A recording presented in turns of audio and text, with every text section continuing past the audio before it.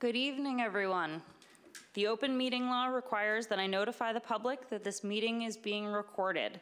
Therefore, please be aware that an audio and visual recording of this meeting is being made and broadcast by Boston City TV, which is a part of the City of Boston Office of Cable Communications.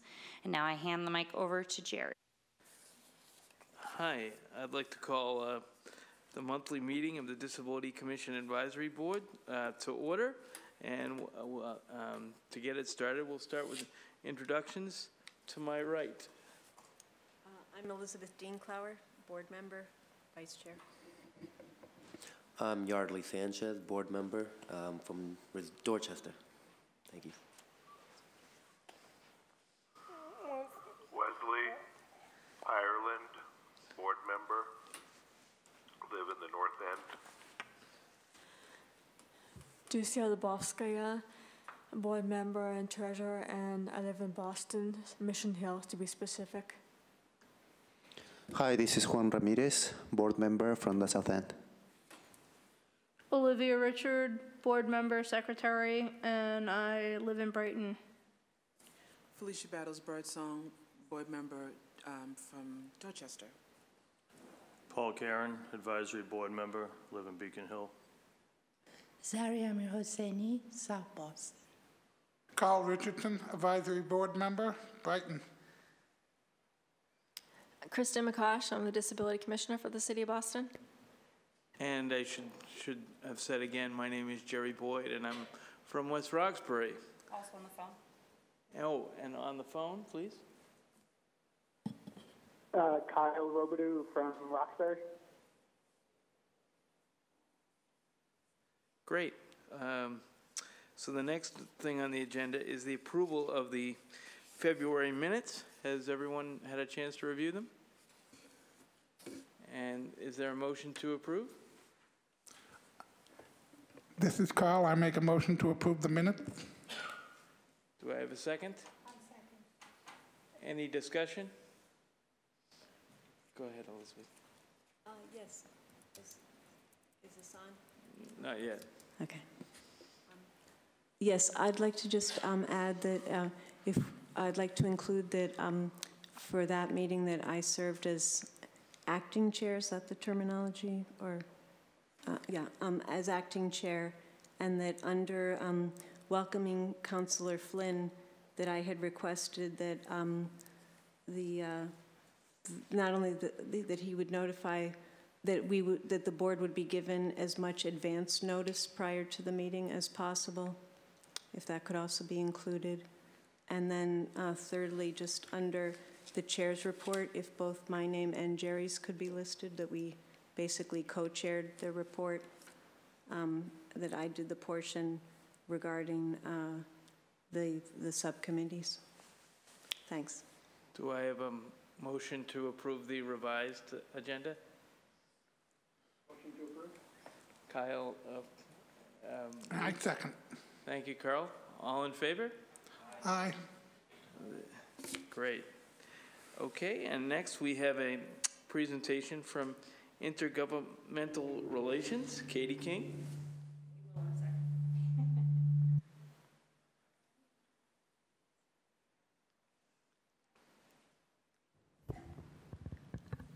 Jerry, I ask just for a moment's patience while we upload, while we get the PowerPoint up.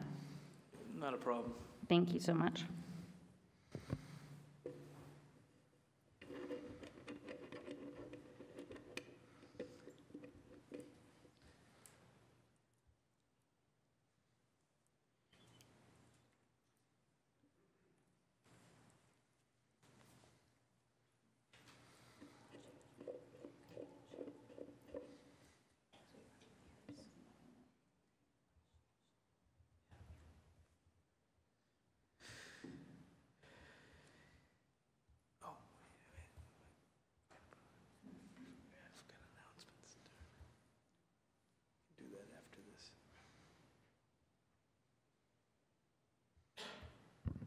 Do you want to instead do announcements now, and we can make sure that the PowerPoints are ready? Yeah, sure, since we should have done that actually. Next on the agenda actually is announcements. Does anyone have any events or any community things that they would like to bring about? Carl? So tomorrow is Independent Living Day at the State House, where the statewide independent living centers will be having their lobbying day. Next Thursday, on the 19th, is Blindness Legislative Information Networking Day at the State House, where the blind community will be having their advocacy day. And we have set up the State House for that day to be an IRA-free zone for blind people that want to use their assistive technology in their phone to navigate the building and look for their legislators. So you can download the app to your phone and use it. Then the following week is, on the 28th, is Deaf Blind Awareness Day, where the deaf-blind community will have their lobbying day at the State House. And in about 4 weeks, the House version of the budget will be released. But before that is the Ways and Means hearing on April 2nd, where the public can come and testify about any aspects of the bill that they wish to testify in Gardner Auditorium at 11 a.m. on April 2nd. Carol, could you just give us a brief flavor on kind of what a legislative day looks like? Sure. It's where members of the community get together, usually in a public space at the State House, and then they talk about issues that are concerning their particular community, and then they usually go off with talking points to visit their legislator and say, here are my concerns, and they'll support a bill, and they'll ask for co-sponsorship on bills, or ask for things to look out for in the budget, or thing. And at this time of the year, in particular, the budget's going to be released in 3-4 weeks. So the House version of the governor's budget will be released in 3-4 weeks. So people will be advocating for their needs in the budget. And so it's just when they go to visit their legislators or legislative aide or chief of staff and just talk about their concerns and what they would like to see done to help their community. Great. Thank you. Any other announcements? Ducia?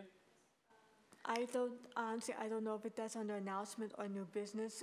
I just want to announce that I've heard recently about a vacancy opening for a seat at a Massachusetts Development Disability Council, and would be right? You can bring it up now.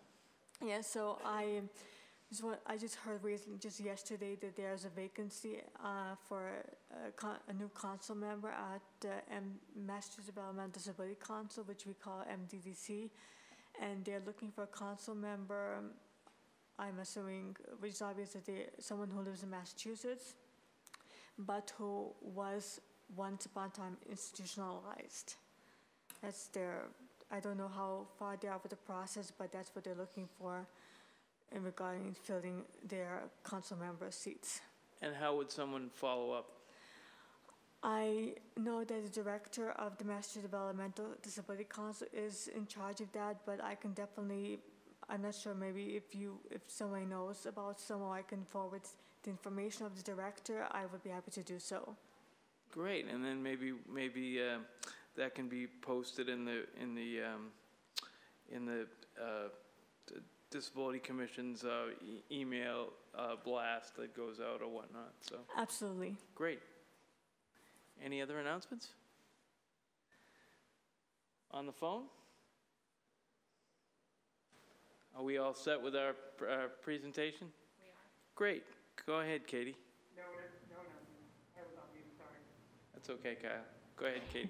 Great. Can you all hear me? Yes. I'm echoing.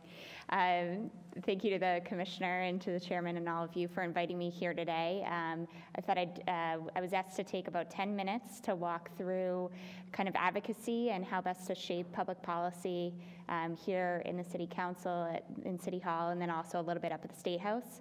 So by way of introduction, again, my name is Katie King. I am the Deputy Director of Mayor Walsh's Office of Intergovernmental Relations. So we really help shepherd the mayor's legislative priorities through whatever process they're in front of, whether that be the city council, the state house down in Washington, D.C., and we work to make sure that there's a really good flow of communication and working relationship between all levels of government to benefit Boston residents. So I will run through these slides quickly, and I'll leave some time at the end for questions and answers. I know this group, there's some folks who have been advocates for decades and very savvy ones, and then other folks that this might be new for. So I will just try to speak to kind of the 101, and hopefully you could get something useful out of it, and I'll give some examples of policies that either the mayor has prioritized explicitly because this group has recommended them, and others you might just be interested in. I will start with who we're talking about. So here at the local level in City Hall, our lawmakers are first Mayor Walsh and then the 13 members of the Boston City Council. So we have 4 members who serve at large, which is citywide, and then 9 members who each represent a sub-region, usually one or multiple neighborhoods within the city of Boston. By way of making public policy, I'd say things that you would advocate for here in the city council or advocate to the mayor about really come in 3 forms. So the first is the city budget, actually. One of the biggest statements of priorities and principles is what do we fund, what offices, what programs, and so the city's budget, which the mayor will be releasing his budget on April 10th, to the City Council for fiscal year 20. That is one of the biggest kind of laws and policies that get made in the city every year and really set the work for all city departments in the year ahead. The other form that lawmaking looks like at the local level are ordinances or home rule petitions. So these are proposals that can either be put forward from the mayor or any member of the city council to change our local laws here just within the borders of the city of Boston. And I'd say the last thing that I think a lot of you will be familiar with are what we call hearing orders. So in the city council, any councilor can file a hearing order. It's actually not a proposal to change any particular law in any particular way. It's usually about a general topic and a way for the council to hear from constituencies on an issue of their choosing.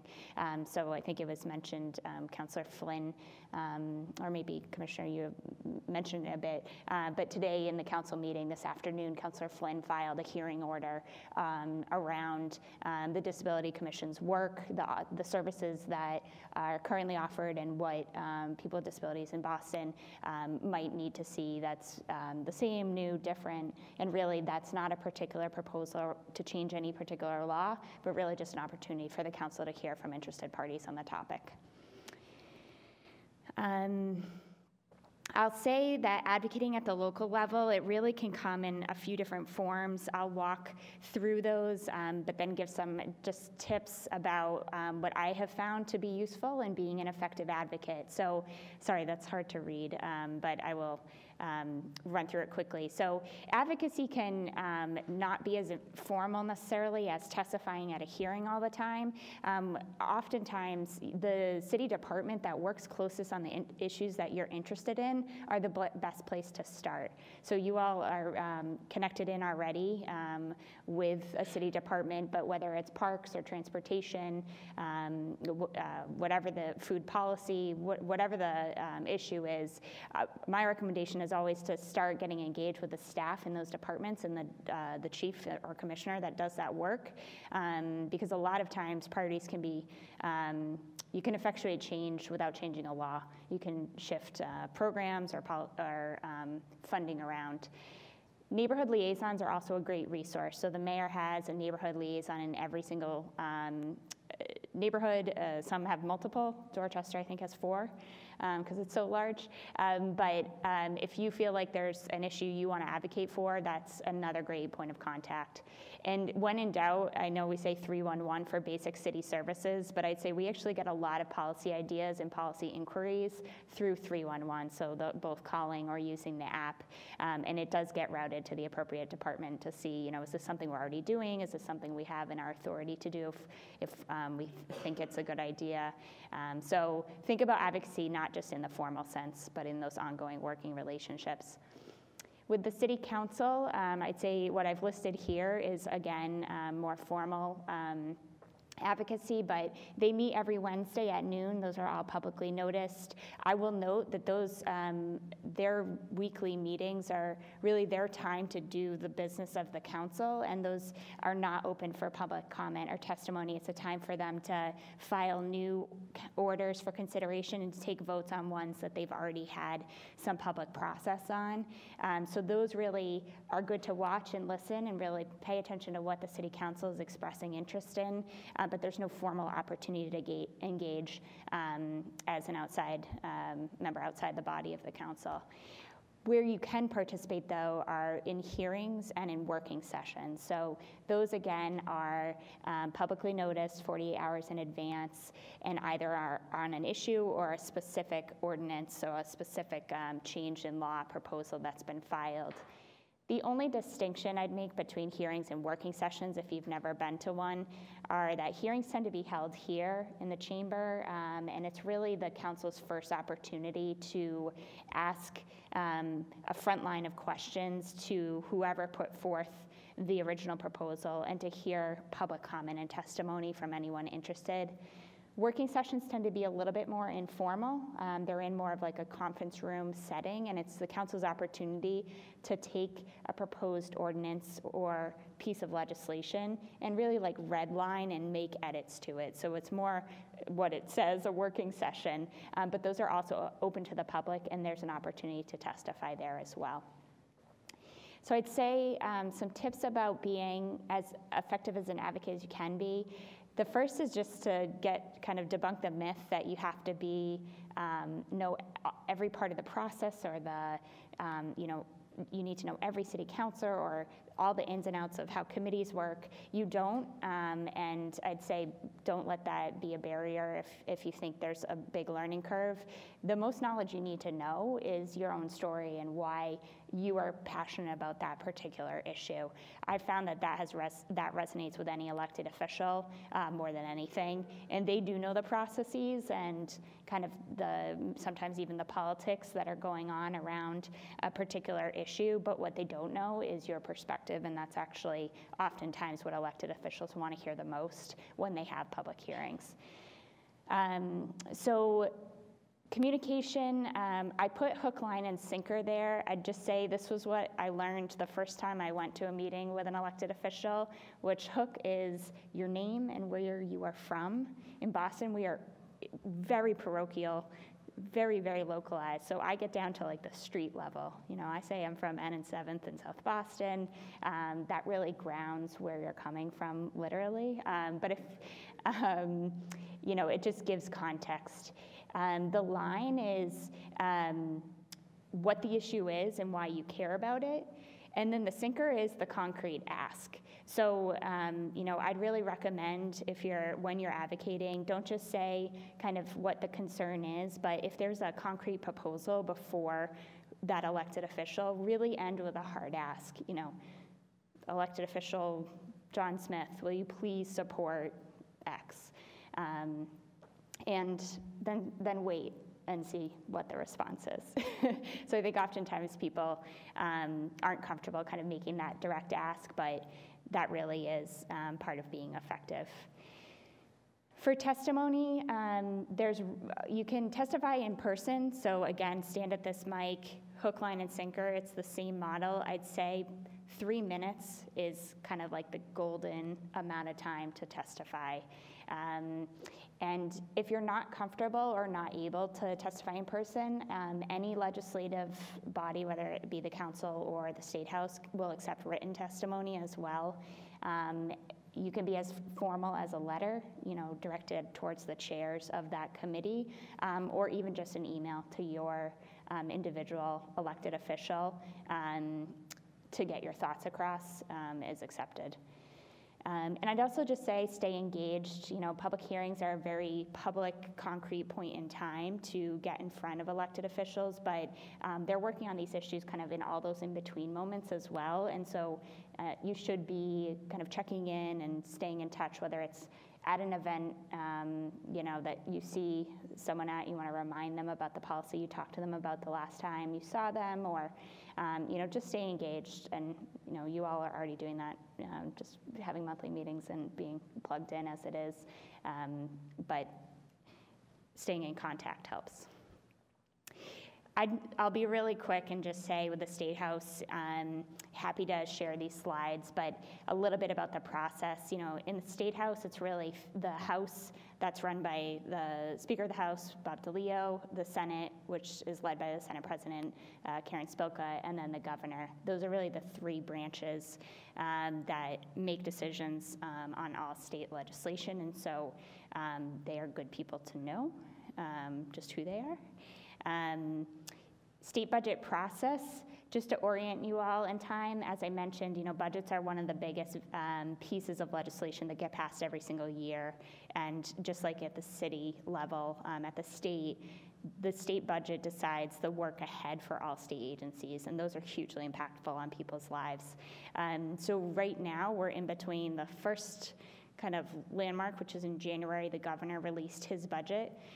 In April, the House will release their version. In May, the Senate, their version. And then in June, whatever the House passed and the Senate passed look different. And so in June, they need to come together and reconcile those two to put together one final document, which goes to the Governor's desk on or around July 1st of every year.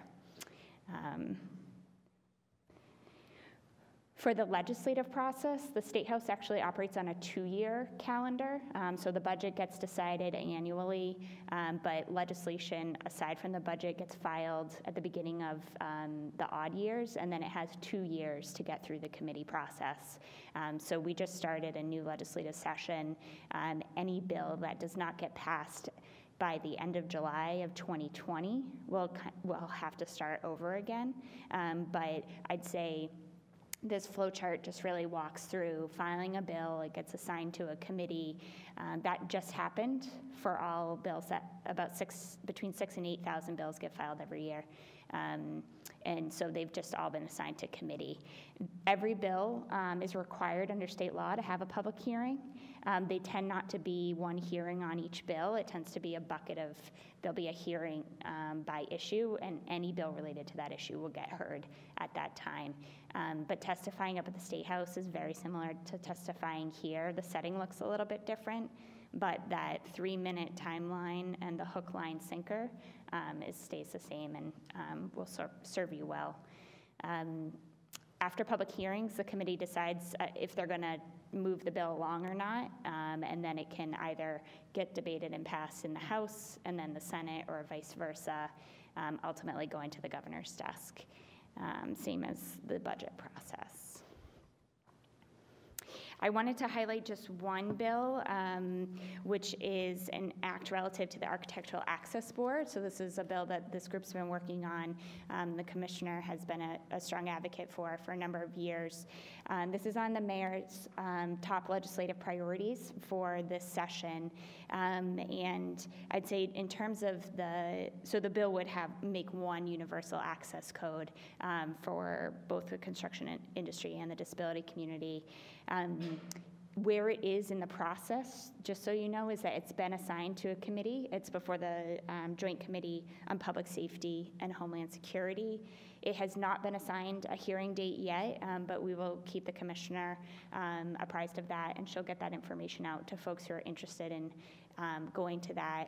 And I'd say last session, this bill got reported favorably out of this same committee and moved on to the next step in the process. So I think we should be hopeful that they will do the same this year, move it along favorably. And so really the goal for every bill is get it further than it got last session. You know, that's make progress bit by bit until you get momentum to get it all the way. So we will be advocating on the mayor's behalf for this to become law, and look forward to working with all of you on that. I'll say too, I have some resources up here. You know, Everything that happens in the city council relative to legislation is all under open meeting law requirements, so it's all publicly noticed, which is fantastic. So any hearing, any working session. I have links in here to the city council so you can find out who your counselor is if you don't already know. There's a link there for the mayor's state legislative agenda, which you all have paper copies of in front of you. And I'll just, I was asked to touch on how to decide what you can advocate for as an individual versus as a member of this advisory committee. This is a question we get all of the time. So I'd say let's take the State House as an example. There are 6,000 to 8,000 bills filed every session, and so we certainly do not read them all, and there's so many of them that are fantastic and that we wouldn't know about unless advocates, residents, constituents, our colleagues in other departments raise them to us and flag for the mayor that they're out there, that they're interested. So I'd say for the bills that are already on the mayor's legislative agenda, we encourage anyone, everyone to advocate for those wearing your personal hat or wearing your advisory commission hat. And if there's a piece of legislation that you're interested in that's not on this list, we just ask that you raise it to the commissioner and to Jessica. And we usually just want to check to see, does it conflict with anything else? Do we have any concerns? Sometimes it can be really nuanced that the idea of the bill is really great, but maybe there's a problem with how it's written. So we just check in on those kind of vetting of things. That being said, all we would kind of circle back on is if it's something that we feel comfortable folks formally wearing their advisory role hat testifying. But if it turns out that it's not something we're able to analyze in time for a hearing, they tend to pop up quickly, we always encourage you as an individual. We would never ask anyone to not testify on your own as an individual. So that is the conclusion. Happy to answer any questions, and thanks again for inviting me. Are there any questions from the members of the advisory board? Sorry? Do you have the contact information for the neighborhood liaisons? Yes. There's a link online that I think we could circulate through Commissioner Merkosh. Okay. Yeah. Great. Any other questions from the advisory board? Elizabeth? Thank you for the presentation. And also, as Jerry will be discussing at the mayor's appreciation for boards and commissions, when I introduced myself and we were talking about presentations, and he said, oh, someone from his office to try to set that up. And I said, you were already on the March agenda, but he spoke very well of the work you do. I don't know if this is a question for you or Jerry.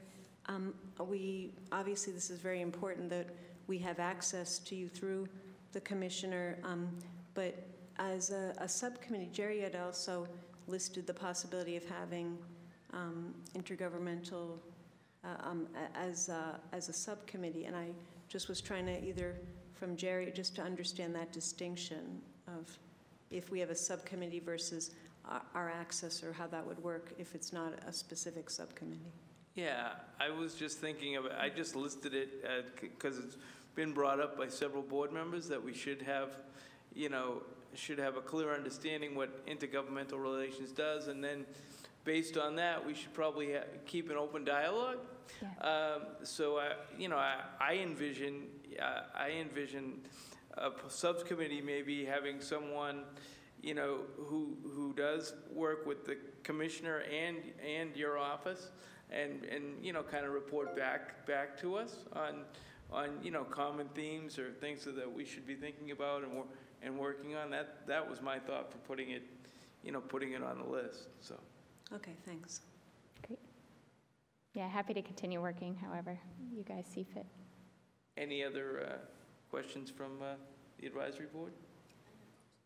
Go ahead, Commissioner. Just one quick question. If the members of the advisory board wanted to write a letter as a group would they all have to sign on to it, or can some of them do it, or how does that work? Yeah, we really would defer to you all. I think we work with other commissions within the city and advisory boards, and folks do it various ways. So some people maybe aren't comfortable with that particular letter, and so they want to pull their name off. Some people, as long as the letterhead is representative, that's fine. I'd say for us, we really just want to make sure that whatever the policy is, that it's reflective of the city's priorities, and want to be echoing what you guys are advocating for as well. Thanks. Great. And I just had a question, Katie. I've talked to, my city councilor and other city councilors, around the neighborhoods before, and they said, oh, that's great that you're involved with the advisory board. You should have us come to a meeting. I'd be happy to come to a meeting. Oh, yeah. So if we wanted to, say, invite either a specific counselor or a member of their staff to a meeting, what would be the process for that? Sure, yeah, we're happy to facilitate that, and the commissioner can follow up with me, and we can get it set up. The council's great about coming out to meetings, and I'm sure they'd love to join you. And I think Councillor Flynn, given the hearing order that he just filed, I'm sure would be thrilled to be invited. Great, and he has already come to a meeting or there two. You go. so that's been great. But I know I've had others like Councillor Wu and Councillor O'Malley have said, yeah, we should come to a meeting. Yeah. So. Yep, go for it. Go ahead, Elizabeth. So just in follow-up, if we do have, whether if we have it as a subcommittee or is there any meetings that we could be attending that would be appropriate? I mean, granted, there's so many, as you said, with all the different hearings and working groups, but is there any ongoing meeting or something that lends itself in that way? It's a great question. I honestly would say no, there's no particular standing meeting of kind of intergovernmental. I'd say one of the challenges is that we are kind of at the whim of the State House to schedule hearings, and so sometimes we find that in 1 month we have 5 bills to talk about that might be of interest, but then for 3 or 4 months we really don't have any movement on anything, and we, as advocates and as the city, don't have any control over that. So it tends not to lend itself to standing kind of check-ins, but it's a great question because people do want to get engaged. Thank you. Yep. Great. Any other questions from the advisory board? Sure, Jessica. Thanks so much, Jerry. I just wanted to bring up, I'm not sure that Katie said this, a good thing to note if you want to be, this might be a thing for the intergovernmental subgroup, but all city council meetings and then their hearings that are held in this chamber are also broadcast. They're broadcast live online, so you're able to see, and are also captioned. So you're able to access those meetings both in real time if you have a conflict, or if you're at work or at home, or the weather does what weather does here in New England. And then also they are archived as well. So even if you are unable to attend a meeting that day, you can then go back and review the tapes and participate that way also. Great. Any questions from the phone, Kyle?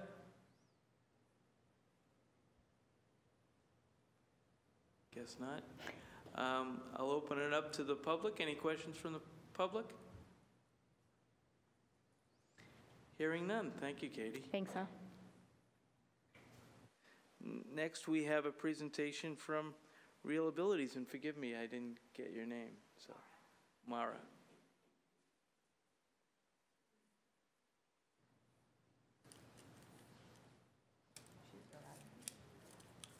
Hello, thank you. I'm Mara Bresnahan. I'm the festival director for Real Abilities Boston.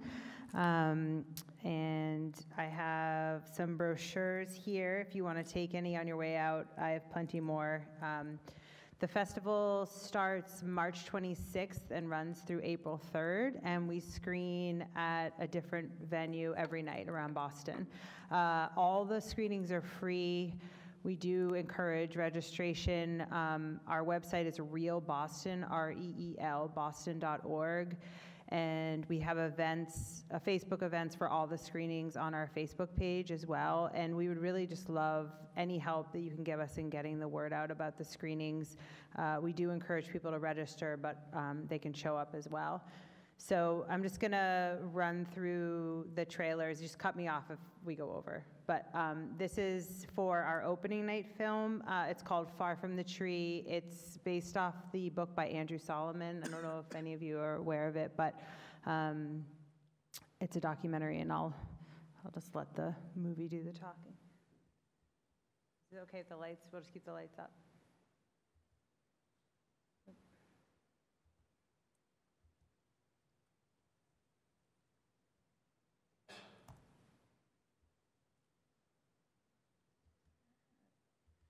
How do you?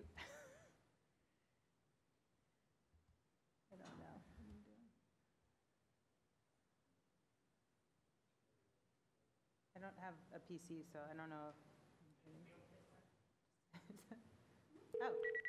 This is a call from an offender at A Louisiana Department of Corrections facility. What, baby? All parents deal with children who are not what they imagine. My parents really didn't want to have a gay son. I wanted to see how other families managed it. That I don't want to know just about families of gay people. I wanted to look as widely as I could. By July, we knew he had autism, and I just assumed that he was impaired. You have to sit in your chair. It was overwhelming. I didn't want it. He was shackled on a prison strike. You know as soon as you see him, the worst has happened, and it is not going to be okay.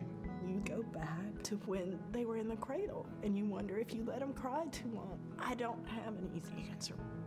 A mother can't just stop loving a child.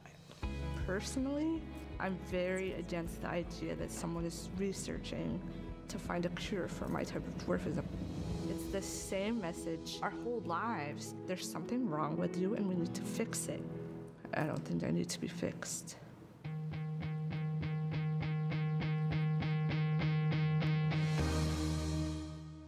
We did allergy testing, music therapy, saw a naturopath, chiropractor, hyperbaric oxygen therapy, speech therapy. We thought that he should talk.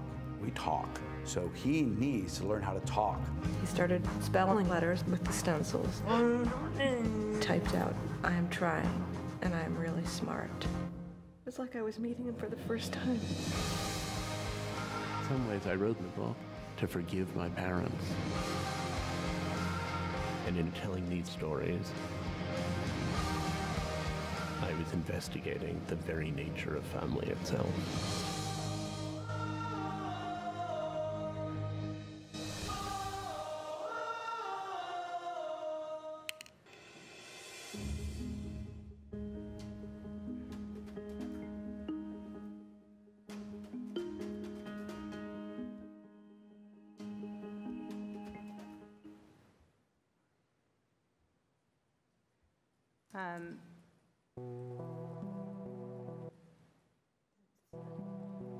Is the volume okay for everyone? People here? Okay. People with disabilities are not capable of working. That's the biggest lie I ever heard.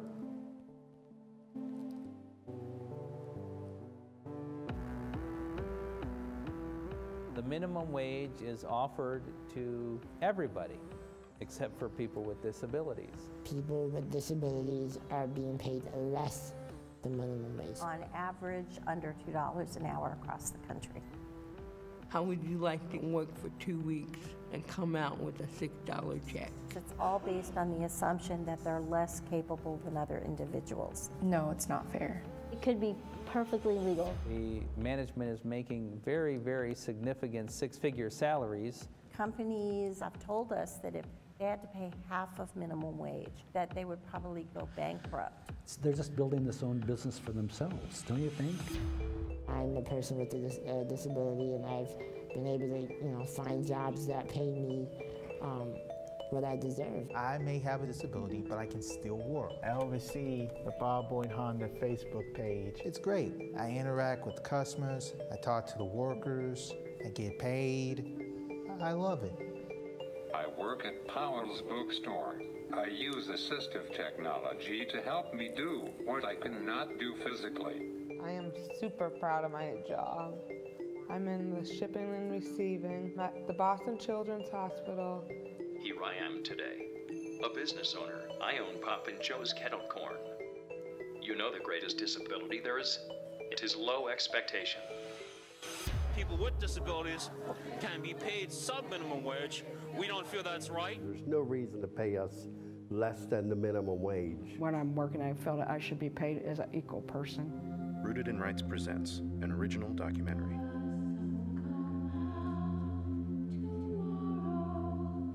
Bottom Dollars. So that's at the JCC Newton on Wednesday, March 27th at 7 p.m. For the full film, go to bottomdollarsmovie.com. Tomorrow, music by Charles Strauss, lyrics by Martin Charnin, performed by Katrina Melogrund.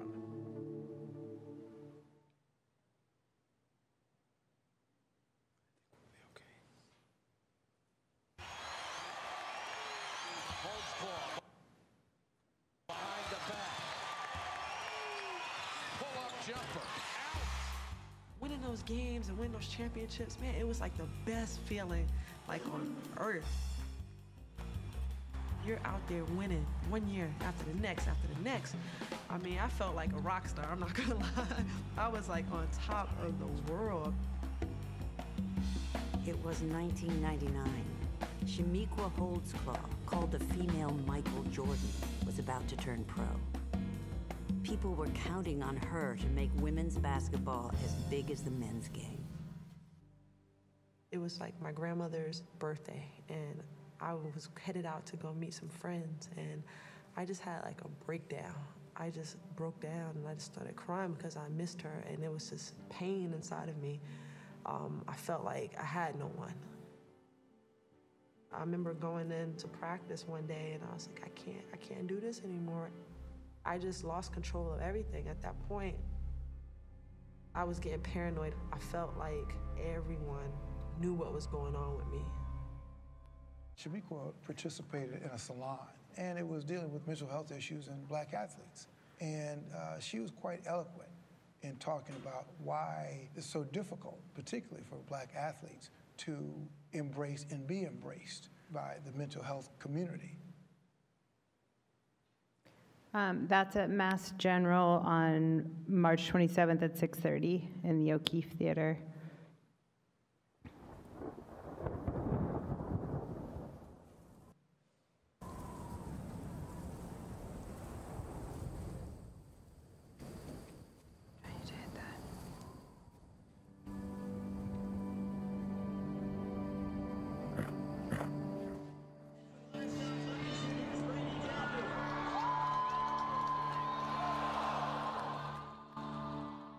No more riding, no more rodeos.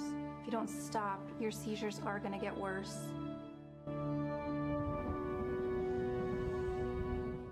I'd sell Gus, Brady. Can't sell Gus. It's not like you can ride anymore.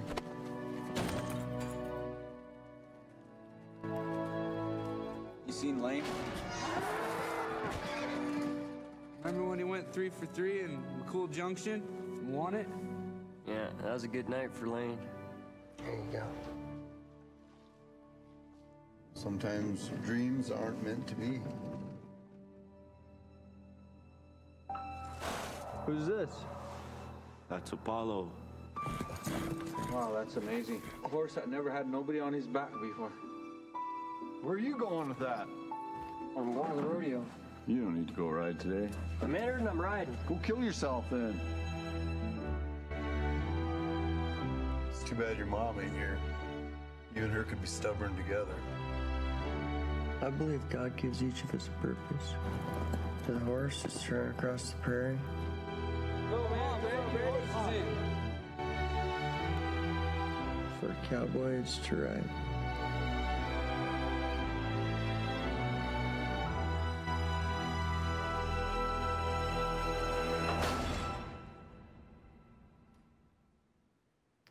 And that's Emerson College on March 28th at 7 p.m. Keep going.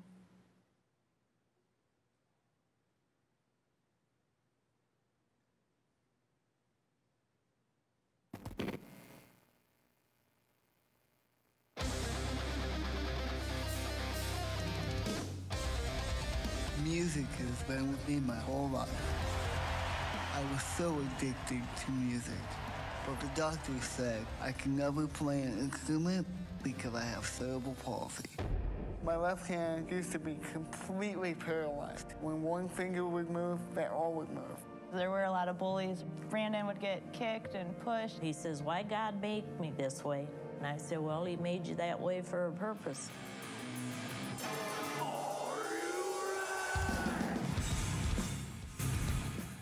I was just different.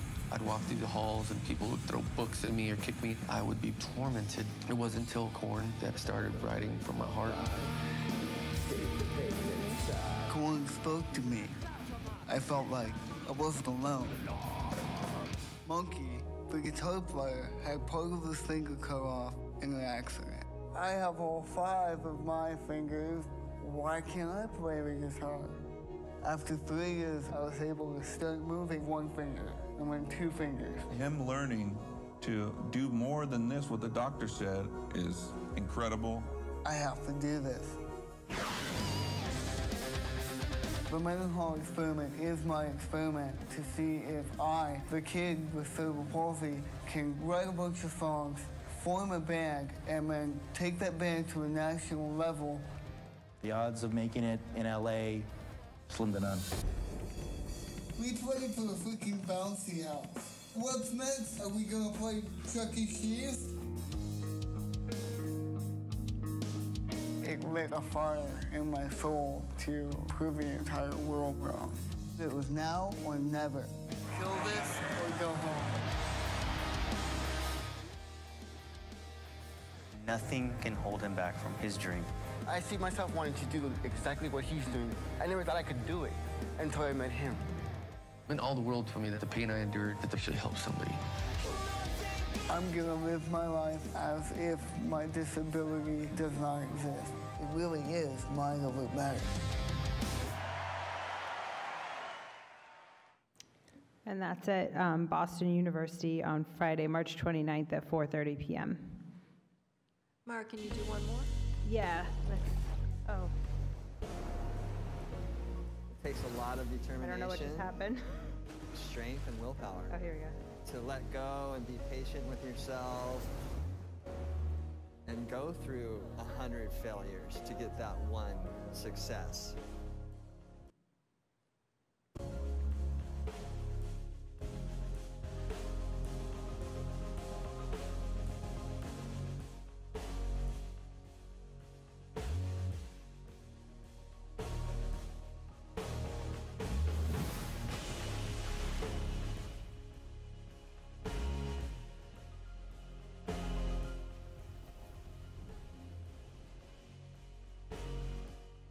She sent me a text of her doing this sick Air 360.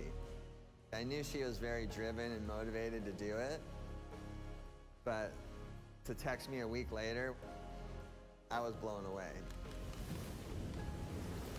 That feeling of nailing like the gnarliest thing I've ever done felt so crazy good, and just keep feeling that drive.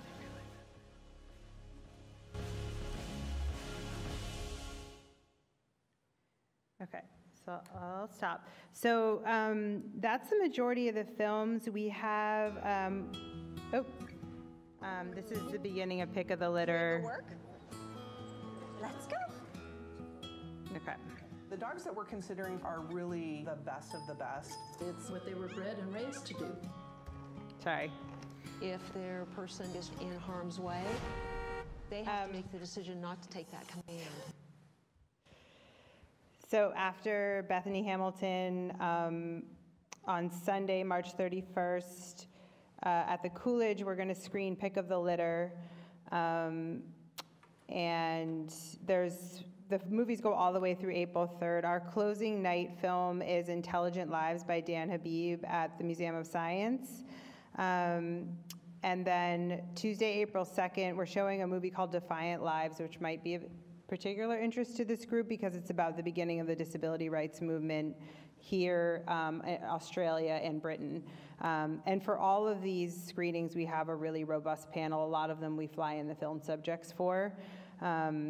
So it's not just the film screening, it's the conversation afterwards that really makes it a special event. So I'm hoping you'll all attend and spread the word. I really appreciate it.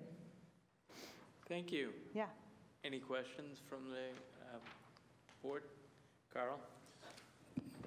So I know that, because I've seen them both in the theater, I know that Pick of the Litter and The Rider have audio description. Any chance that you were able to get the track for those two films? Was I able to get the audio description? Yeah. Yeah, so we have audio description for Far From the Tree, for the opening night film, for Intelligent Lives, the closing night film, and we have it for Pick of the Litter as well. And then The Rider, I think is on the ActiveView app. I'm not sure that film is, but I can. Yeah. The issue with the AD is that we're screening it at Emerson, so even if films have audio description, some of the venues can't support it with their technology. So that's sort of the bigger issue that we run into. Have you ever thought about, just like you do it with open captions, have you ever thought about doing a film with open description? We did a short once with Open AD, but we haven't done a feature yet. But yeah, I think it's worth trying. Well, if you, so Maura, you know me, if you send me the films you know for sure you're airing with audio description, I'll make sure I do a blast to the blind community. Okay, perfect. Yeah, I mean, Pick of the Litter for sure. That's actually already sold out. We don't sell tickets, but it's regged out. And just out of curiosity, who are you having talk about service dogs at that night? We have a Curry College student named Bella Scott who has a guide dog, and then we have Patrick and Jessica Downs with their dog Rescue, who was a failed guide dog, which is half of the dogs in Pick of the Litter. So that's our discussion after. Any other questions? Elizabeth? Yes, two things.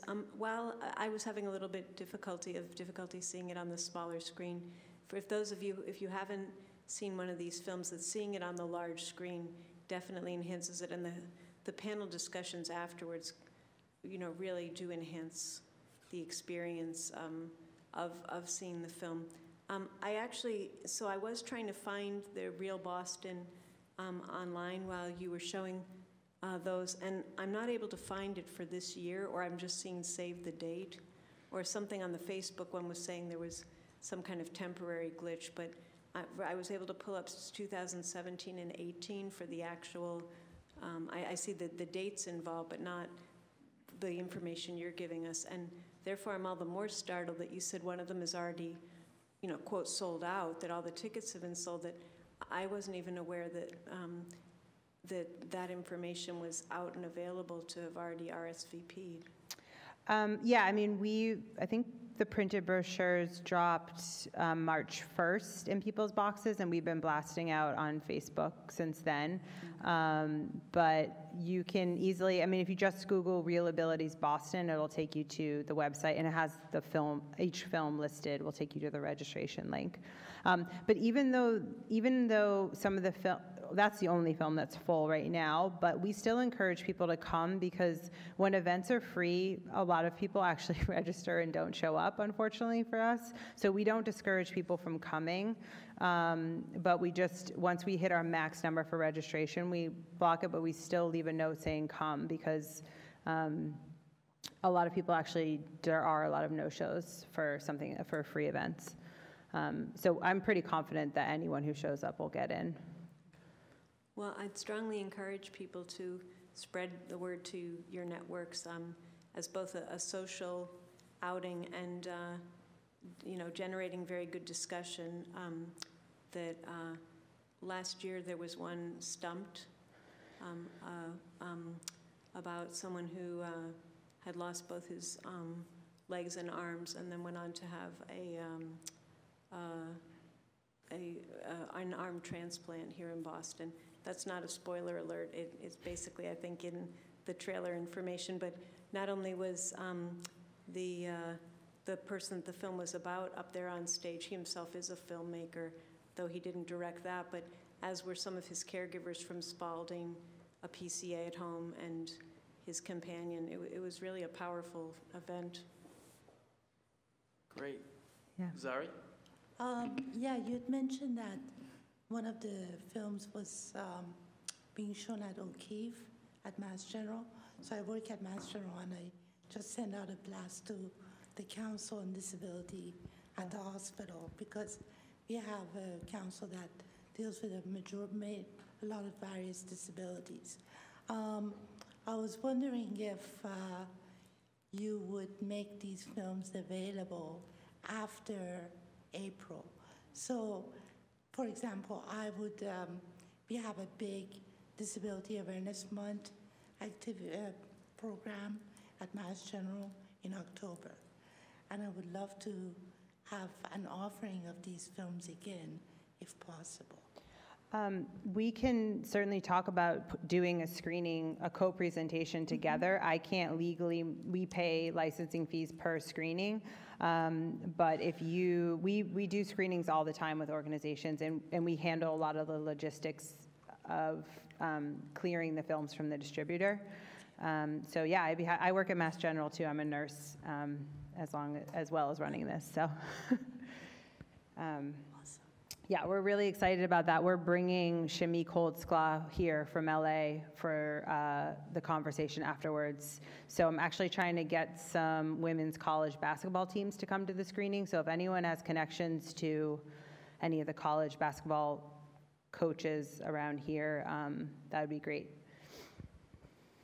Paul? Yes, if you want to contact Maura Healy's office, I know she's involved with college basketball, our Attorney General. She might be able to give you some good leads with that. Okay. Got it at Harvard. Okay, cool. Yeah, I actually tried cold calling the Harvard coaches today, so. Okay. Wesley? Yes, I've got a couple questions. First of all, will those movies have open captioning? Yes, all of them do. Okay, and then you mentioned a panel discussion after the screening. Will they provide sign language interpreters for the panel discussion? We typically have CART for the panel discussions. Okay, thank you. Any other questions? Paul? Could you just repeat the date of the showing at Mass General and the time? Yeah, that is March 27th at 6:30 in the O'Keefe Auditorium. Thank you. Yeah. Yeah, so there's one at the JCC Newton, which is a little tougher, I think, for Boston-based folks to get to. And then we're doing the one at Mass General same night. And for the opening night film, Far From the Tree, we have the big theater in Somerville, which seats like 500 people. So we are truly hoping to get a large group to that. And we're bringing 5 of the film subjects there for that. Where is that again? The Somerville Theater in Davis. Oh, that's great. Yeah, yeah. And it's I mean, I love all the films, but if you asked me to pick one that you could only see, this covers so many topics, and it's a really beautiful movie. I highly recommend coming if you can. Great. Kyle, do you have any questions? No? Do we have any questions from the public? Hearing none, thank you very much. Thank you. Hi. Next on the agenda is my report, the Commissioner's report. And first, I wanted to thank the Commissioner for a couple of different things. First of all, for working very hard to getting us involved and working with the Mayor's office on creating kind of his reception that he puts on for boards and commission members. That was, this year's event was on March 4th, and it was an extremely well-attended event, and several of us on the advisory board were able to come or attend that event, and the mayor spoke for several minutes. And what was really impressive is that he stayed for a long time after his presentation and really interacted with the various board members and so forth. And in fact, he, as Elizabeth mentioned, he spoke to several of us from the advisory board, you know, sometimes multiple times. So it was really very impressive to get you know, access to the mayor directly. And I thank the commissioner and her staff for you know, working with his office on setting that up. And I encourage everyone to, hopefully it'll be an annual event. I think it started last year, and you know, I hope more folks from the board can attend in future years. So, and next thing I wanted to do was thank her also and staff for putting on the ADA training that was open to her office and members, you know, our members here at the advisory board. It happened last Friday. Stacy Hart from the ADA Technical Assistance Center came and trained us for an entire afternoon. It was really, really impressive that she gave such a comprehensive history of the ADA and specifically our role, you know, in helping to enforce the ADA, you know, our role and responsibilities as board members. So that was very, very impressive, and that, again, that the commissioner and her staff was able to put that on, and that we were all able to learn together. I really appreciate that opportunity and look forward to continuing to do that, you know, with future events. I know we have hopefully the retreat. The retreat hopefully will get on the schedule at some point, and so forth. So that's great. Just a couple of other things that I wanted to mention was that I noticed on the website, and I think I've heard on the news as well, and in the commissioners, the Disability Commission's e-newsletter, the census for the city of Boston is up. I would encourage everyone to access that. It's right on the face page when you go to the City of Boston website.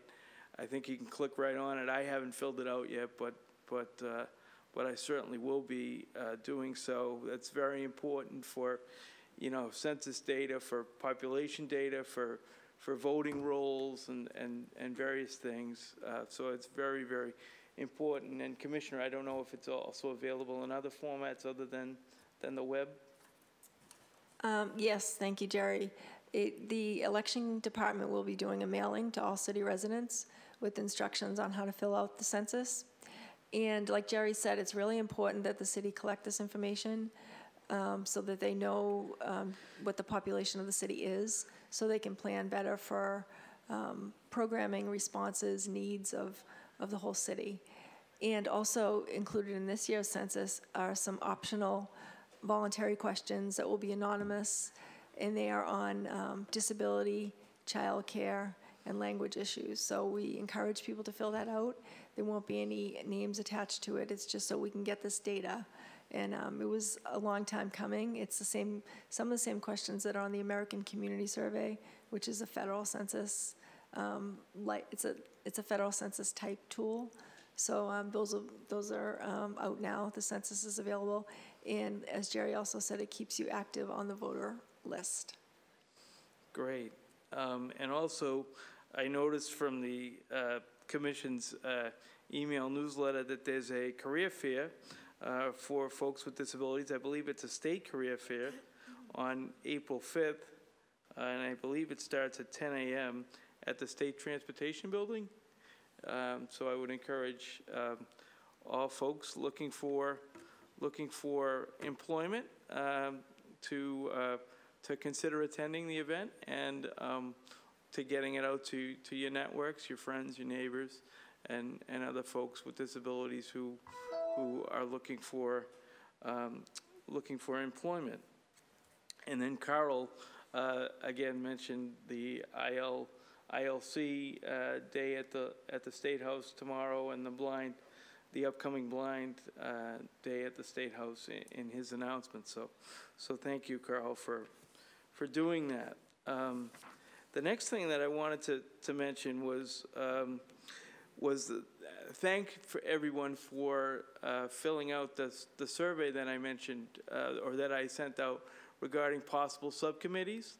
Not everybody, at least as of last night, had a chance to fill that out, but I appreciate, at least starting. I wanted to at least be able to start the discussion on different subcommittees that the board seems to be interested in, and just from the data that I was able to glean last night, it looks like the majority of us are interested in public transportation as the number one concern that they'd like to work on. So I'd like us to at least get a subcommittee regarding public transportation and transportation for folks with disabilities up and running if we can. And I've asked Elizabeth if she'd consider heading up that committee, and I think she said she would. So anybody who's interested in working on public transportation, please feel free to outreach to me or to Elizabeth, and we can work on getting that going. These subcommittees don't necessarily have to meet monthly or weekly or whatever. Sometimes it can be in regards to a specific event that may be coming up, or a specific piece of legislation, say, or a specific issue. So I know they may sound like, well, who wants to get involved in that, or I don't have time to get involved with that, but it may not be as troublesome as some folks may think. So and I know the commissioner and her staff are more than willing to help facilitate these committees as well. So transportation, I think, would be a nice area for us to start. And then the second most priority that folks listed was intergovernmental relations. So I think it was very timely to have that presentation tonight, and I would love someone to work with that office in conjunction with the commissioner and her office to really keep us informed on ways that we can get involved with the city council, with the State House, and maybe even Washington as it would come up. So those are just some two committees that I'd really like to see get going. And Elizabeth, I don't know if you have anything you'd like to add in regards to the subcommittees.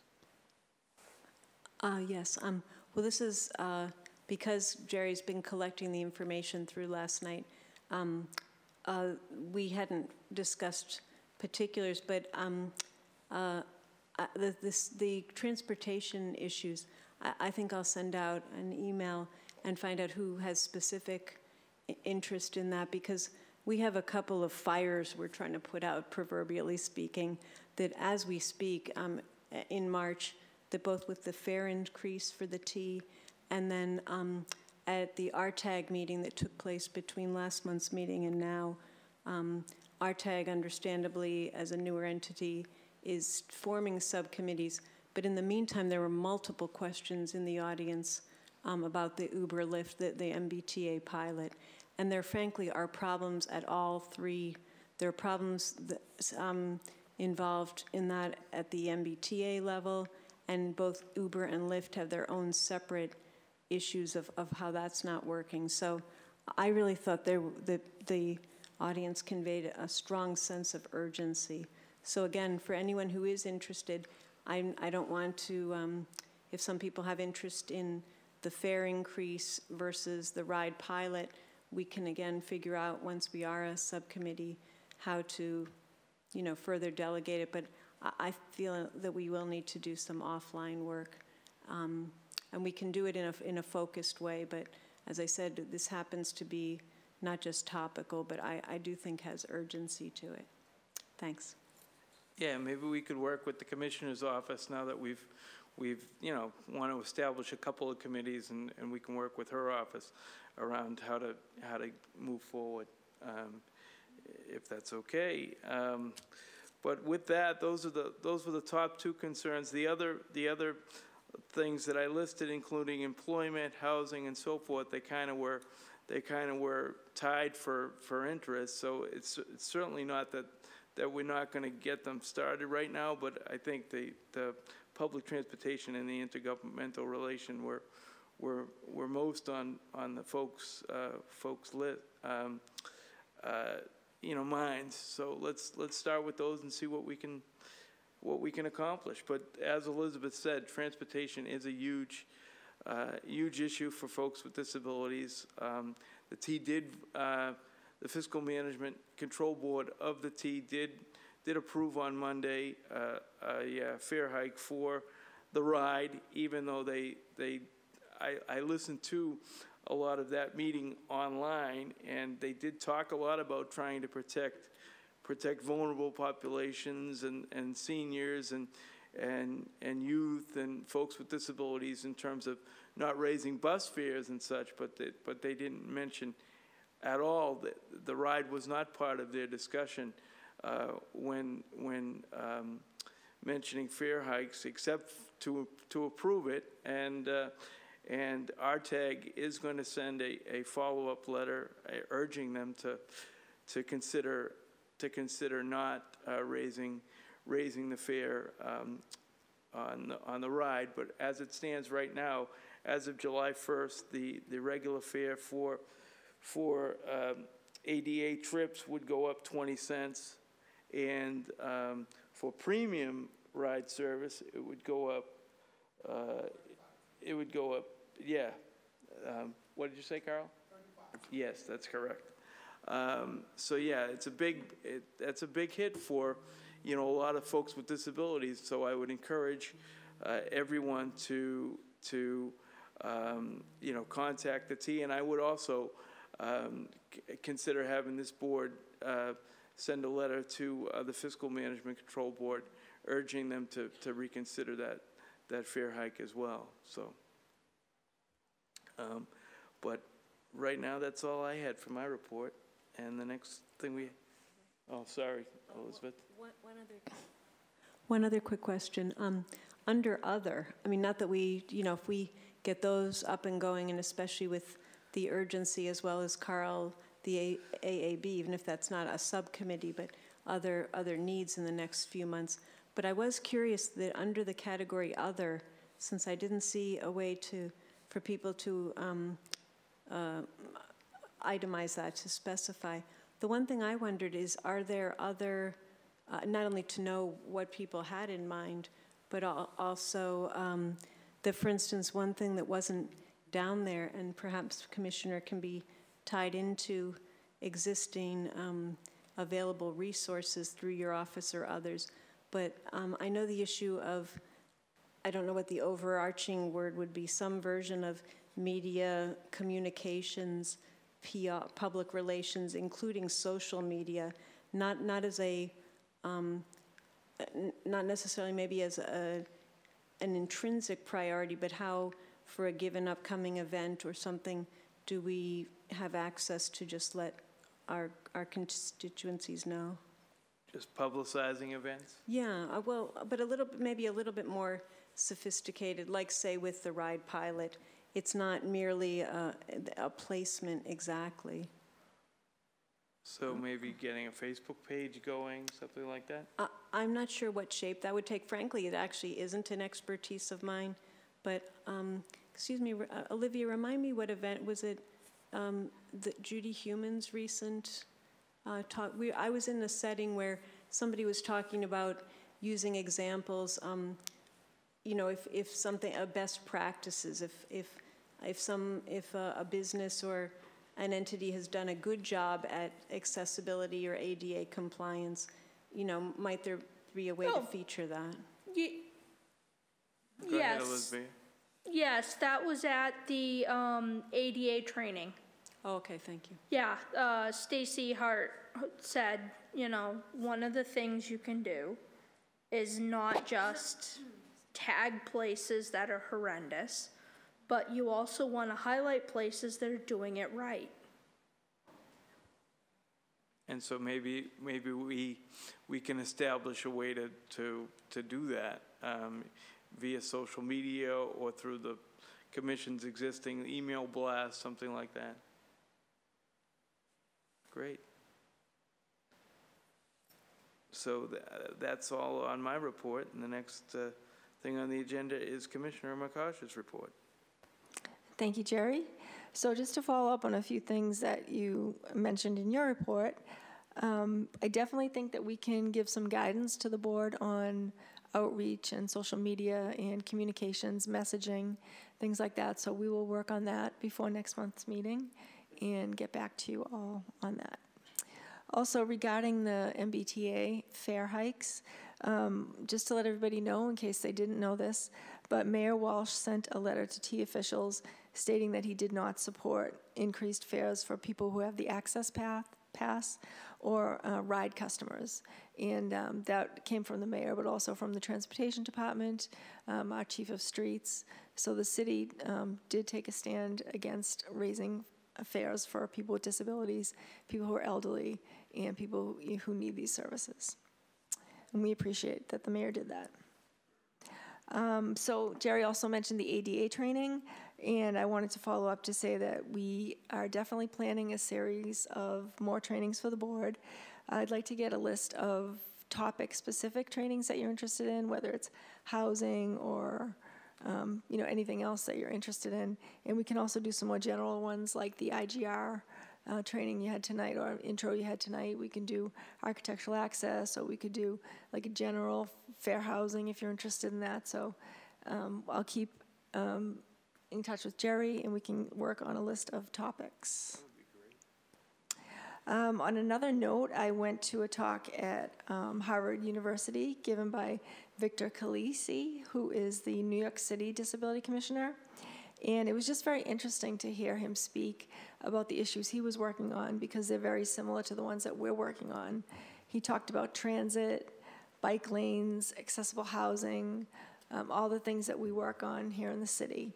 And one interesting thing is that the New York City Transit Authority, it has a lot less access than we have in Boston.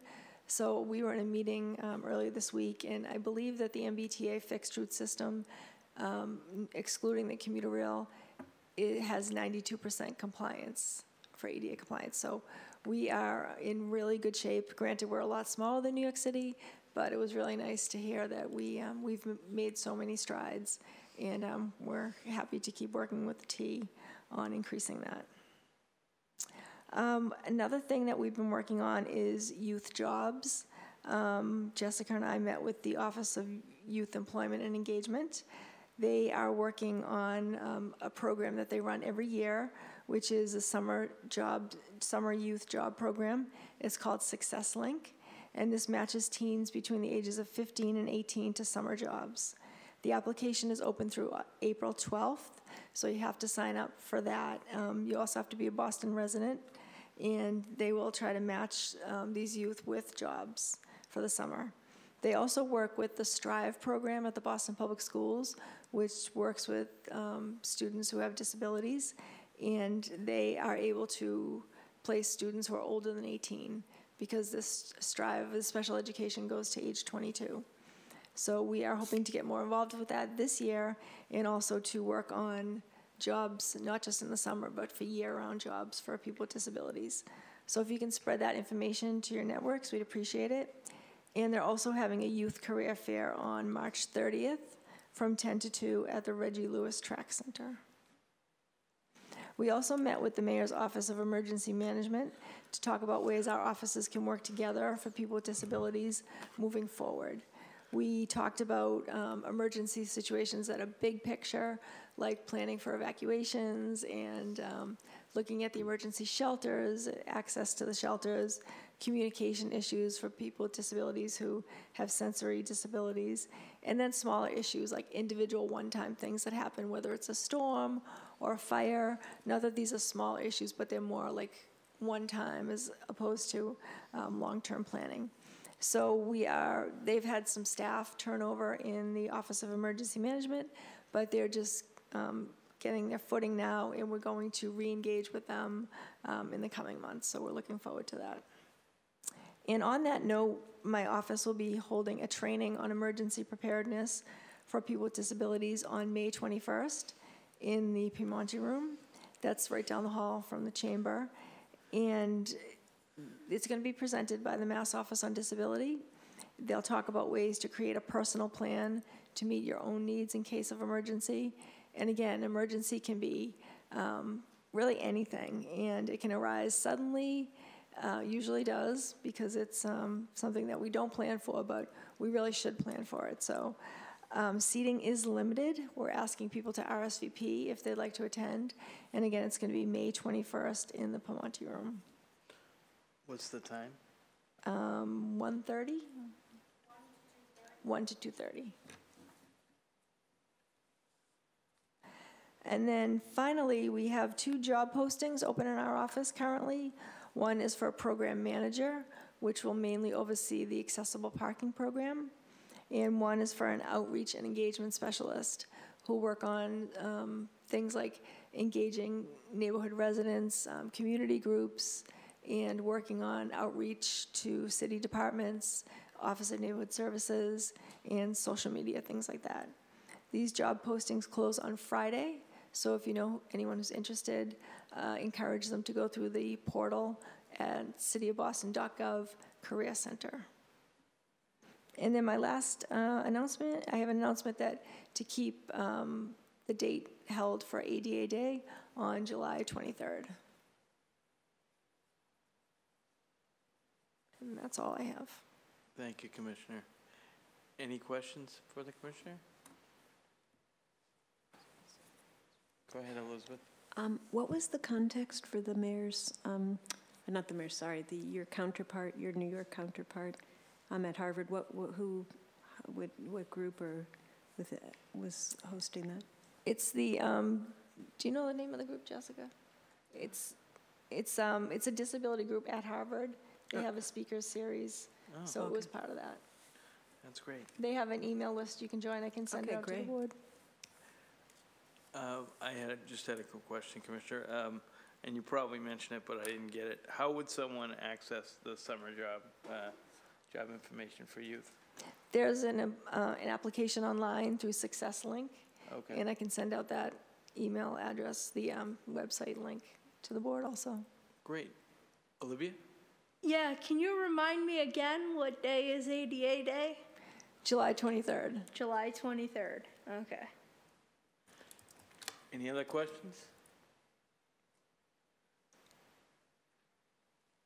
Any questions on the phone? We might have lost Kyle. Hearing none. The next thing on the agenda is the architectural access update with Patricia. Good evening.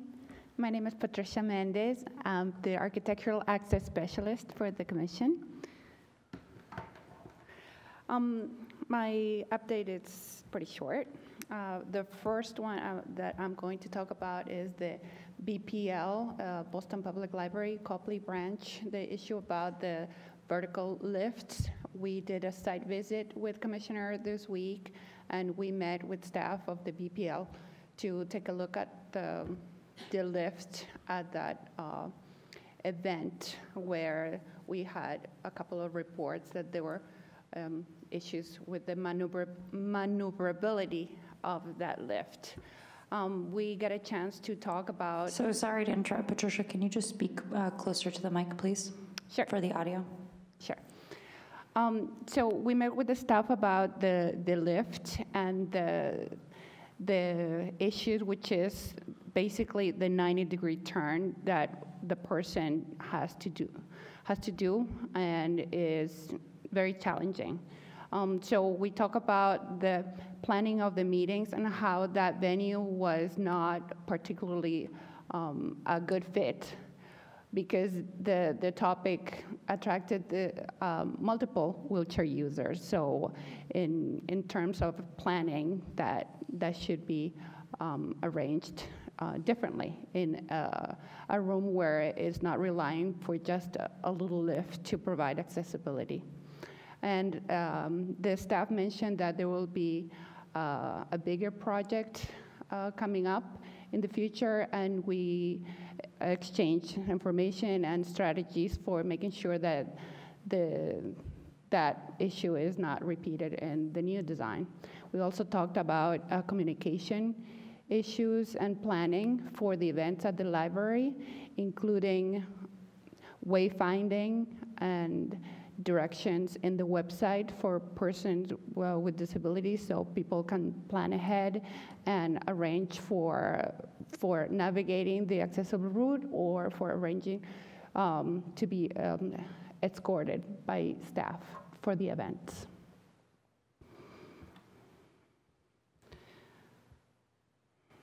The next topic is the AAB meetings. The state is going to post the position for the executive director pretty soon. I think it was going to be last week, but there was a delay. But that position for executive director will be posted soon in Mass Careers, which is the website for the state. The position for the successor of Tom Hopkins for executive director. Next, Sarah Leon, our coordinator, our accessibility, where are you? Coordinator, attended a road safety audit at Kosciuszko Circle in Dorchester. Thank you, Sarah.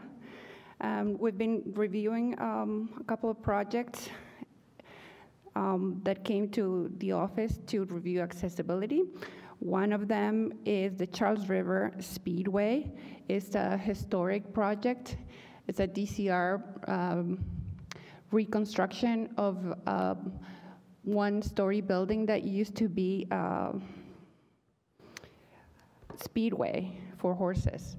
And it's going to be reconstructed, and it's going to be a brewery, and it will have a restaurant and some residential portion. That's in Alston.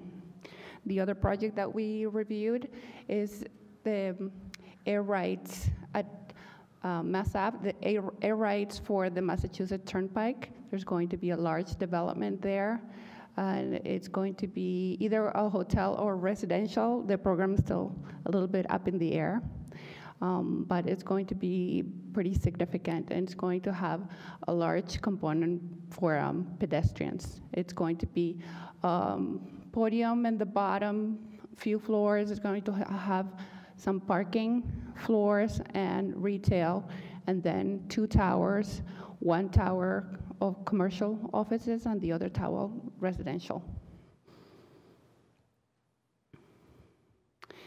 Then we met with the BTD for a couple of issues. One of them was to review the Better Buses initiatives, which is to make some bus routes more efficient and quicker.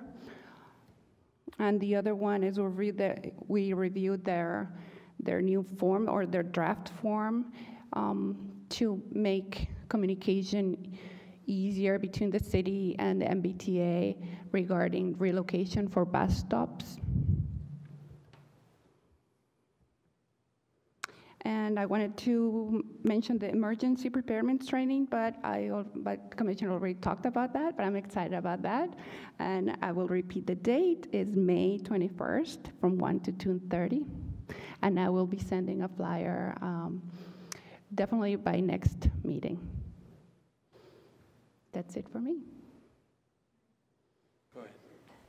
Yes, I did not give Patricia credit for that, but Patricia is the one who has organized the emergency preparedness training, so we appreciate her efforts on that. And like she said, she'll be getting information out to you all soon.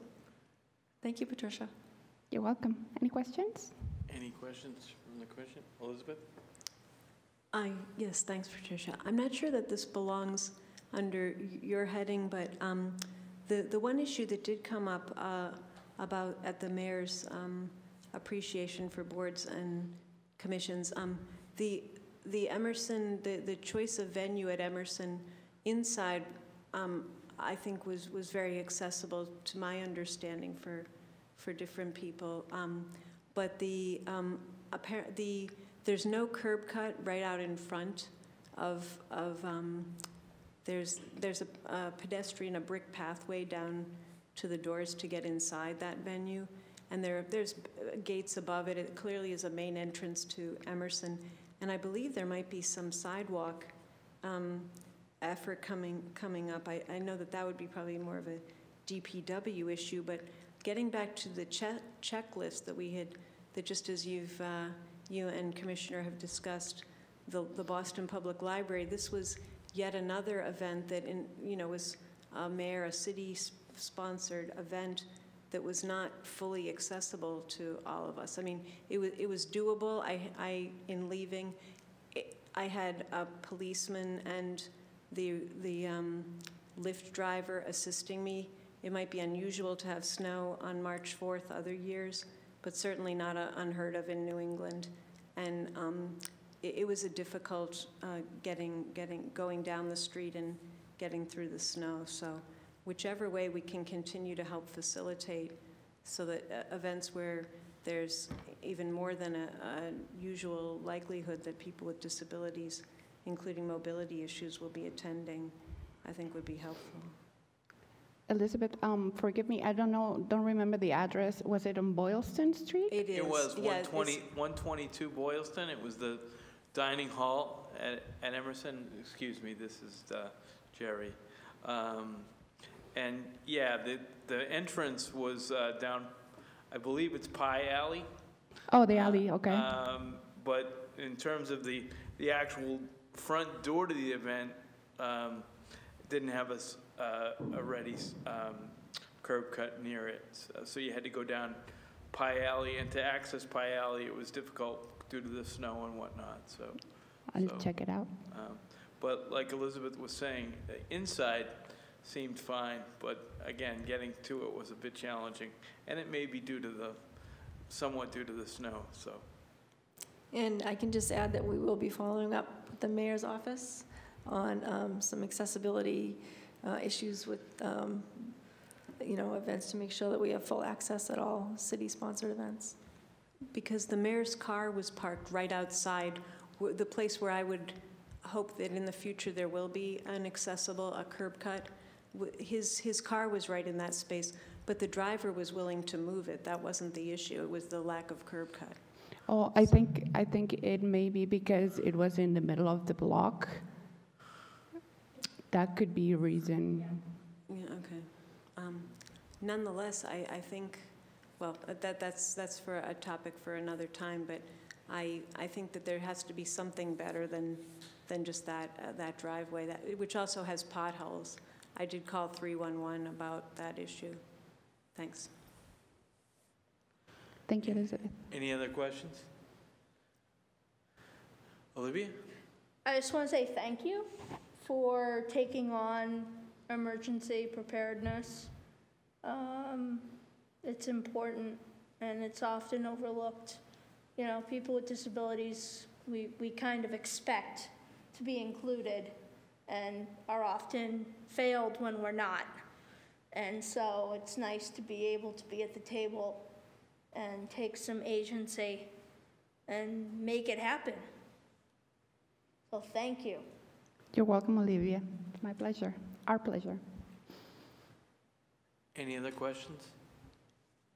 Elizabeth? No, the commissioner. Oh, Commissioner. Sorry. Go ahead. No, go ahead. On that note, I thought what was very helpful is at the mayor's event on the 4th, in the Q&A, Olivia raised that topic of emergency evacuations, and someone on the mayor's staff promptly came up afterwards. So I think that is very important that continues to have high visibility, so thanks. Any other questions? Hearing none, thank you, Patricia. You're welcome. And next on the agenda is old business. Do we have any old business? I don't know. Olivia? I attended the dockless scooter hearing. Great. Gave testimony and will be following up by attending the working group this Friday. That's great. So I just want to let you know. How was the dockless hearing well attended? How did it go? The hearing itself was well attended. There was, the main issue that was raised was whether people were going to lose money on, whether the city was going to lose money on, you know, per scooter licensing and things like that. But I know that our issue was heard by the counselors. I submitted a report and from the Journal of the American Medical Association on injuries related to scooter usage, because that also includes people who were not riding the scooters but were injured by them. So are they looking to have a vote soon on whether to approve dockless bikes, or what's the follow-up? My understanding is that there's still a lot that needs to be ironed out at the state level as well, but that the plans are moving forward at the city level. But I believe the pilot has been delayed at this point, like you said, well, they work out some other issues. Yeah, yeah. But it will be coming at some point, we know that. Yeah. Great. Any? Two of them, put my wheels between them and see if I can. Go ahead, Carl. This is Carl. I actually had to kick out a lobbyist riding the dockless scooter in the State House the other day. So it's coming. They're there all the time. Right.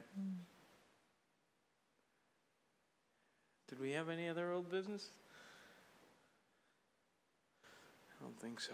So, any new business? Go ahead, Carl.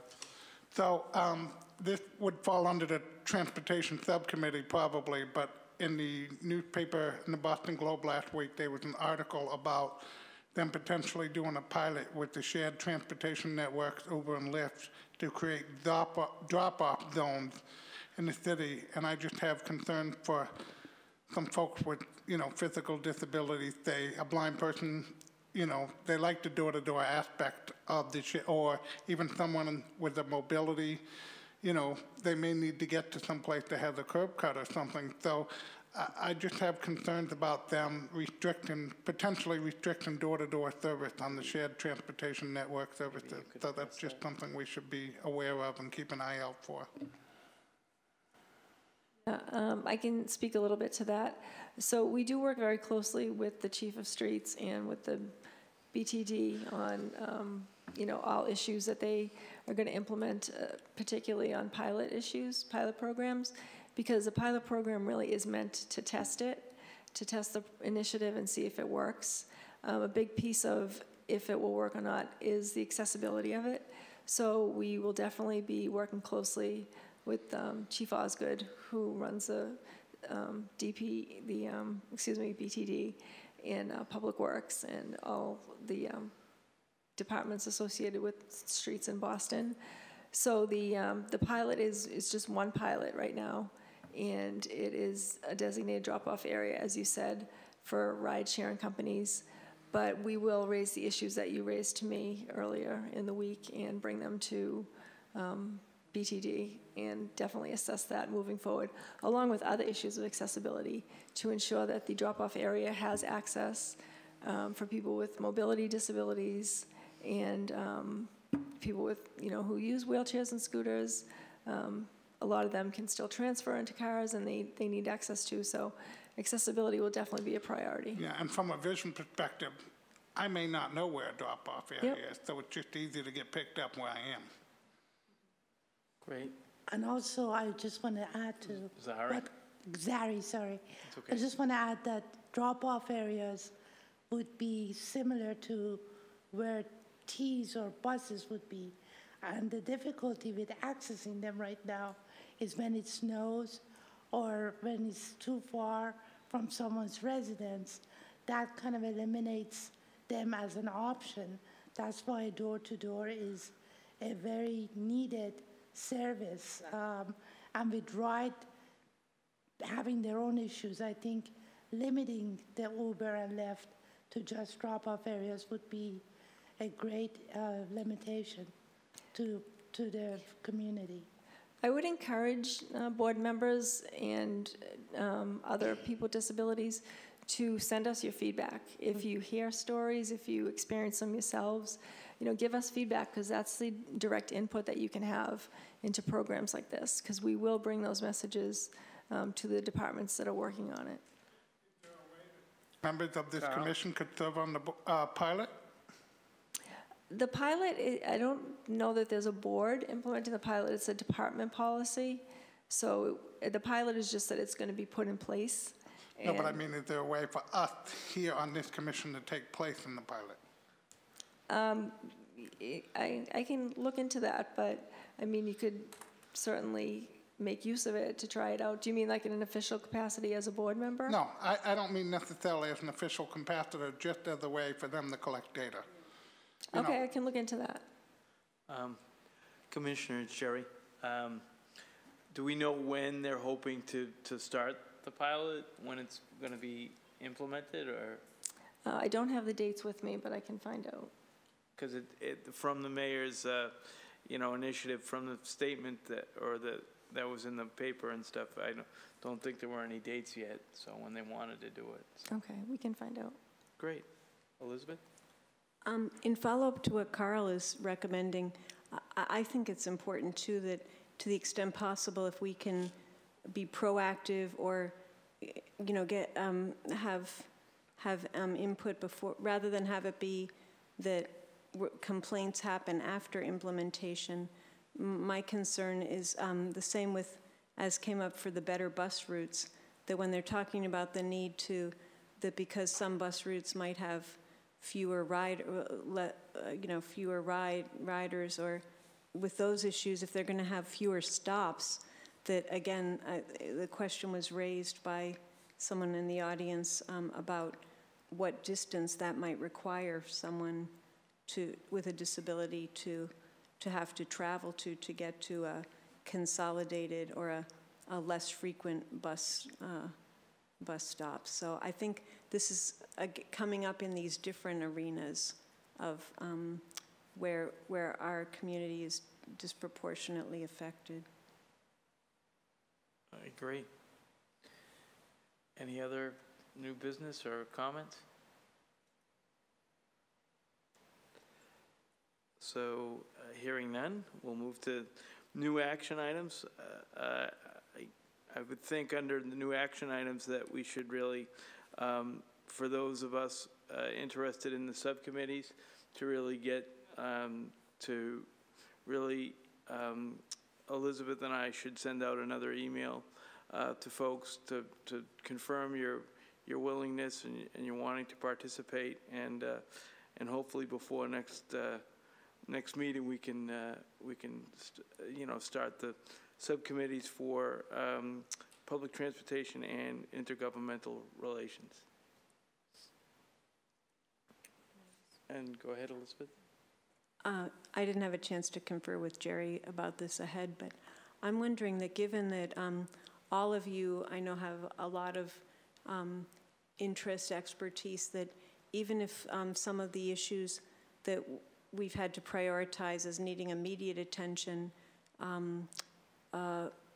might not fall into an area that everyone is signing up for, but at this juncture, would it be helpful to have people identify? Before that was anonymous, but would it be helpful for people to identify areas of interest? You mean tonight? Right No, now? no, it's late, no. But in follow-up to us of just knowing, now I will definitely be reaching out to ask you about transportation, but at this, because I know Paul's expressed interest in mental health and other things that we can't, I mean, the challenge, and certainly the commissioner faces this year in and year out, day in and day out. Unfortunately, some of these things just can't be totally by the wayside.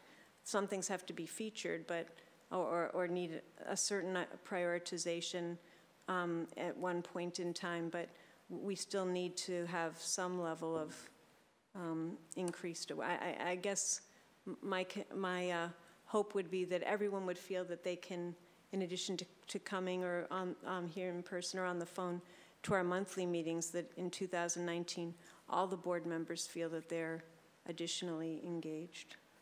And I concur, and I second that, and I concur with that. I mean, just because we're, you know, kind of charged with running the meetings, I want everybody to feel a part and feel involved. So that's why, again, you know, my hope is within the next, you know, month or so to, you know, as we're getting these committees going, to solicit more feedback from you. And if there's something else that we haven't mentioned yet that needs to be addressed, or folks want to work on, that we can start addressing that as well. So thanks.